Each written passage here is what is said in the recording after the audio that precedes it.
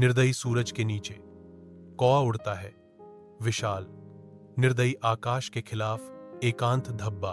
उसकी तीखी निगाहें बेतहाशा फटी हुई धरती को टटोलती हैं, जो उद्धार की एक बूंद की तलाश में है।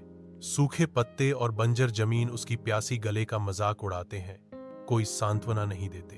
प्यास उसके गले को जकड़ लेती है, हर सांस उसकी दयनीय स्थिति की एक तीखी याद दिलाती है। एक निराश कर्कश ध्वनि उसकी चोंच से निकलती है, जो उसके निराशा को बंजर परिदृश्य में गूंजती है। एक अकेला कौवा उतरता है, उसकी छाया क्षण भर के लिए एक छोटे से कुएं के मुंह को काला कर देती है।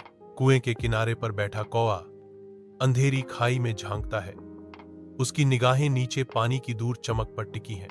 कौवे को निराशा होती है, क्योंकि उसे एहसास होता है कि पानी पहुंच से बाहर है, विचारों में खोया हुआ।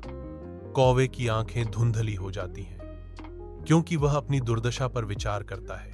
कौवे की आंखों में प्रतिभा की एक चिंगारी भड़कती है, उसके पक्षी दिमाग में एक चालाक योजना बन रही है।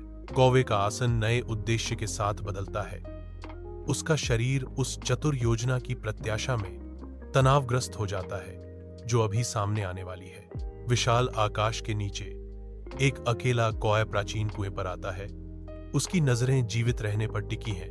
अटल ध्यान के साथ कौवा एक एक करके छोटे पत्थर उठाना शुरू कर देता है। उसकी चोंच बुद्धिमत्ता के एक सटीक उपकरण के रूप में कार्य करती है। हर पत्थर गहराई में डूब जाता है। उसकी गूंज कौवे के अथक प्रयास का प्रमाण है, क्योंकि जल स्तर मुक्ति के और करीब पहुंचता जाता है।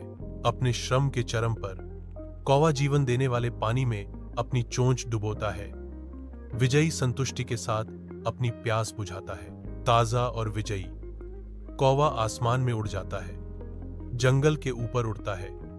उसकी चतुराई को स्वतंत्रता का इनाम मिलता है।